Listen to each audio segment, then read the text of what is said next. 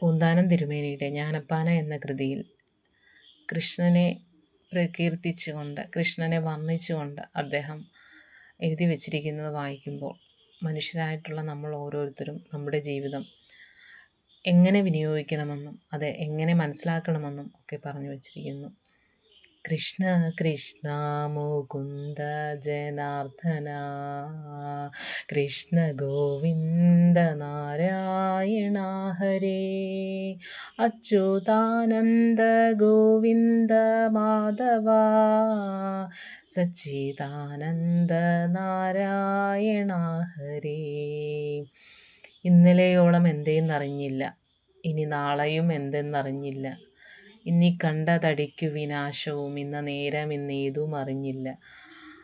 നമ്മൾ പലപ്പോഴും ചിന്തിക്കാതെ പോകുന്നതാണ്. നമുക്ക് കിട്ടുന്ന ഓരോ നിമിഷവും വിലപ്പെട്ടതാണെന്ന് നമ്മൾ തിരിച്ചറിയുന്നത് വളരെ വൈകിയാണ്. തിരിച്ചറിയപ്പെടാതെ പോകുന്നവരുമുണ്ട്.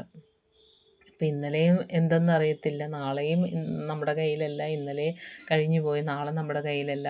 ഇന്നുകളാണ് നമ്മുടെ കയ്യിലുള്ളത്. അപ്പം നമുക്ക് ഒരു ആപത്ത് വരാനായിട്ട് നിമിഷ നേരം മതി എന്ന ഒരു സാരം കൂടി അതിൻ്റെ ഭാഗമായിട്ട് വരുന്നുണ്ട്. അപ്പോൾ നമുക്ക് കിട്ടുന്ന ഓരോ നിമിഷവും വിലപ്പെട്ടതാണെന്ന് നമ്മൾ ചിന്തിക്കണം. എന്തിനു വേണ്ടിയിട്ട് തന്നെയാണ് ഇങ്ങനൊരു കൃതിയിൽ ഇത്തരം വരികൾ അദ്ദേഹം സൃഷ്ടിച്ചു വച്ചിരിക്കുന്നതെന്ന് നമുക്ക് മനസ്സിലാക്കാൻ സാധിക്കും. അതുപോലെ തന്നെ കണ്ടു കണ്ടങ്ങേരിക്കും ജനങ്ങളെ കണ്ടില്ലെന്നു വരുത്തുന്നതും ഭവാൻ 2-4 ദിനം കൊണ്ടൊരുത്തനെ തണ്ടിലേറ്റി നടത്തുന്നതും ഭവാൻ. നമ്മൾ കണ്ടുകൊണ്ടിരിക്കുന്ന ജനങ്ങൾ എപ്പോൾ വേണമെങ്കിലും നമ്മുടെ മുന്നിൽ നിന്ന് അപ്രത്യക്ഷമാകാം. അതുപോലെ തന്നെ എന്താണ്, പെട്ടെന്നാണ് ഓരോരുത്തരുടെ ജീവിതത്തിൽ മാറ്റങ്ങൾ ഉണ്ടാകുന്നത്.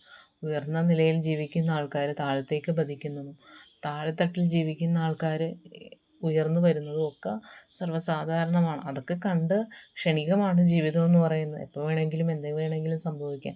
അപ്പം മറ്റുള്ളവരുടെ ജീവിതത്തിലേക്ക് നമ്മൾ മറ്റുള്ളവരുടെ ജീവിതം നമ്മൾ നോക്കിക്കാണുമ്പോൾ സ്വാഭാവികമായിട്ട് നമ്മുടെ ജീവിതത്തിൽ ഇതൊക്കെ സംഭവിക്കാമെന്ന് തന്നെ കരുതി മുന്നോട്ട് പോവുക. ഒന്നിലും നമ്മൾ ഭ്രമിക്കാതിരിക്കുക. എല്ലാം ദൈവിക അംശമുള്ള കാര്യങ്ങളാണ് നമ്മുടെ ചുറ്റുമുള്ളത്. അപ്പോൾ അതിനെ അതിൻ്റേതായിട്ടുള്ള രീതിയിൽ കാണണം. നമ്മൾ ഈ ജീവിതം കൊണ്ടൊന്നും നേടുക എന്നത് പറയുന്നത് തന്നെ നമുക്കെന്താണ്, മനസ്സംതൃപ്തിയാണ്. നമ്മളൊരു കാര്യം ചെയ്യുമ്പോൾ നമുക്ക് സ്വാഭാവികമായിട്ടും അതിൽ നിന്ന് സന്തോഷവും തൃപ്തിയും തരണമെങ്കിൽ നമ്മുടെ ലൈഫും അങ്ങനെയായിട്ട് തീർക്കണം. എങ്കിൽ മാത്രമേ മറ്റുള്ളവരുടെ ലൈഫിലും നമുക്ക് നല്ല രീതിയിലൊക്കെ കാര്യങ്ങൾ ചെയ്യാൻ സാധിക്കുകയുള്ളൂ. അപ്പം നമുക്കെപ്പോൾ വേണമെങ്കിലും ഒരു പതനം സംഭവിക്കാം. പെട്ടെന്ന് തന്നെയായിരിക്കാം നമ്മുടെ ജീവിതത്തിൽ ഉയർച്ചയും വരുന്നത്. അപ്പോൾ ഇതൊക്കെ മാറ്റങ്ങളാണ്. മാറ്റങ്ങൾ പ്രകൃതി നിയമത്തിൻ്റെ ഭാഗമാണല്ലോ. അപ്പം അതൊക്കെ കണ്ടറിഞ്ഞ് മനുഷ്യർ ജീവിക്കുകയാണെങ്കിൽ ഈ ഉള്ള ജീവിതം സംതൃപ്തമാക്കി തീർക്കാനായിട്ട് നമുക്ക് ഓരോരുത്തർക്കും കഴിയും. നമ്മളിപ്പോൾ വലിയ രീതിയിൽ ചിന്തിക്കുക, വലിയ നിലയിൽ എത്തണമെന്നില്ല. നമ്മുടെ ചെറിയ ജീവിതം കൊണ്ട് ചെറിയ ചെറിയ കാര്യങ്ങൾ ചെയ്താൽ തന്നെയും അതും വലിയ കാര്യം തന്നെയാണെന്നാണ് അദ്ദേഹം പറഞ്ഞു വച്ചിരിക്കുന്നത്. അതുപോലെ തന്നെ കണ്ടതൊന്നുമേ സത്യമല്ലെന്നതു മുമ്പേ കണ്ടങ്ങറിയുന്നേതു ചിലർ മനോജാതിയിൽ തന്നെ പലവിധം മനസ്സിനു വിശേഷമുണ്ടോർക്കണം. ഈ കാണുന്നതൊന്നും സത്യമല്ലെന്ന് കരുതുന്ന ആൾക്കാരുണ്ട്. അവർക്ക് കുറച്ച് ജ്ഞാനദൃഷ്ടിയോ ദീർഘദൃഷ്ടിയോ ഒക്കെ കൊണ്ട് നടക്കുന്ന ഓരോ കാര്യങ്ങളെയും വിലയിരുത്തി അത് സത്യമാണോ മിഥ്യയാണോ എന്ന് തിരിച്ചറിയാനുള്ള ശേഷി ആ ജനങ്ങൾക്കുണ്ട്.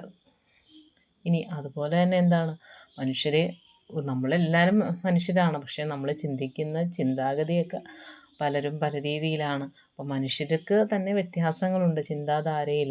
അപ്പോൾ ആ ചിന്താധാരയിൽ വ്യത്യാസം ഉണ്ടാകുമ്പോൾ നമ്മുടെ അഭിപ്രായങ്ങൾ വ്യത്യാസം ഉണ്ടാവും.